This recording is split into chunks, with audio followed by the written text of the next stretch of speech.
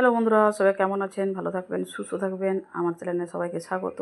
দেখেছেন একদম লাল লাল ঝাল ঝাল এই যে ঝোল, ভাতের সঙ্গে যা যাবে না, দারুণ যাবে। আর আজকে খুব টেস্টি কিন্তু হয়েছিল, যেমন দেখতে তেমন কিন্তু গুণ, মানে রূপে গুণে সব একবার বাহার ছিল। বাজার থেকে আসতে খুব দেরি হয়ে গেছে, তার জন্য কী কী মাছ দিয়েছি দেখাতেও পারিনি। আমরা শাশুড়ি বৌমা মিলে যটা খাবো তো মানে তটা নিয়েছি, বাচ্চারা সব চিকেন খাবে, তার জন্য বেশি মাছ নামা হয়নি। মাছটা ভাজার আগে আমি হলুদ, লবণ, লাল লঙ্কার গুঁড়ো আর তেল একটু দিয়ে কিন্তু মাখিয়ে রাখছিলাম। এগুলো দিয়ে দিয়ে মাখানো হয়, মানে মাছ ভাজা হয়, তাহলে মাছ কিন্তু খুব দারুণ ভাজাও হয় এবং অনেকক্ষণ মুচমুচে থাকে।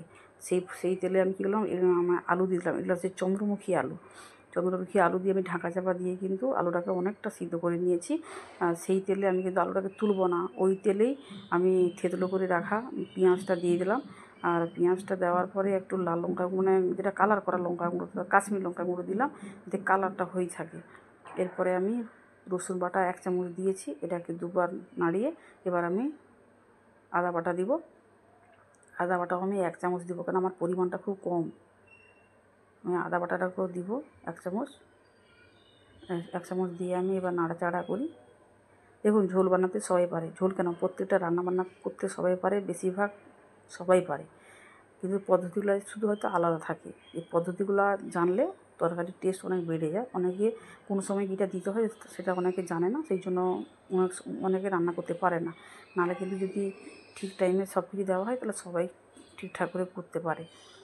এবার এই কী করলাম না, জিরা দিলাম, জিরা গুঁড়ো দিলাম, আর লাল মানে ঝাল লঙ্কা গুঁড়ো দিলাম, দিয়ে করে একটু জল দিলাম। কেননা জল না দিলে মশলাটা কিন্তু আবার ঠিকঠাক হবে না। যদি তেলে পুরো কষাই তাহলে কিন্তু পুড়ে যাবে, বা তার মানে কালারটাও ঠিকঠাক আসবে না। কী করলাম, আর টমেটো বাটা 1.5 চামচ মতন দিয়ে দিলাম। এখানে সব বাটা মশলা আমি ইউজ করেছি। এইভাবে একবার ঝোল বানিয়ে দেখবেন কী দারুণ হয়, কী স্বাদ, কতটা ভালো লাগে খেতে। একবার বানাবেন, নাহলে নীলপরি চ্যানেলে এসে কমেন্ট করে যাবেন আপনারা। একবার বানিয়ে দেখবেন, এর স্বাদ মানে দুর্দান্ত স্বাদ হয়। আলুটা ভাজতে ভাজতে প্রায় কিন্তু আমার আলুটা হয়ে গেছে। আমি সেপাশে গরম জল বসিয়ে দিয়েছিলাম। তরকারিতে গরম জল দেওয়াটা খুব ভালো। প্রত্যেকটা তরকারিতে গরম জল দিলে তার স্বাদ অনেক বেড়ে যায়। কারণ এখনকার তো শাক পাতার কোনো নেই, মানে টেস্ট তেমন নাই। যদি মানে এরকম না করে তো খাওয়াও যায় না। সেই জন্য আমি ভালোই গরম জলটা কিন্তু দিয়েছি, ধোঁয়া ওঠা গরম জল, দেখেছো? এবার দেখেছেন জলটা যখন দিলাম একটু পরে মানে ফুটা শুরু করবে। কারণ যদি ঠান্ডা জল দিতাম তার একটু দেরি হতো এখানে, আর গরম জলটা দিলে কিন্তু তার স্বাদ দ্বিগুণ বেড়ে যায়। আমি এখনই মানে মাছটা দিয়ে দেবো, কেন মাছটা না দিলে মাছ আলু সঙ্গে মশলার সঙ্গে ঝোলের সঙ্গে ঠিকঠাক হবে না। আমি নামানোর আগে গরম মশলা আর চিনিটা দিব, আর লবণটা অবশ্যই দেখে নেবেন। হয়ে প্রায় এসে নামিয়ে দিব।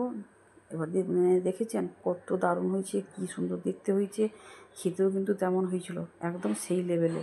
বানিয়ে দেখবেন, সুন্দর হয়, খুব ভালো হয়, দুর্দান্ত হয়। ভালো থাকবেন সবাই, সবাইকে সাপোর্ট করবেন, নাহলে কিন্তু কেউ এগাতে পারবো না সামনের দিকে।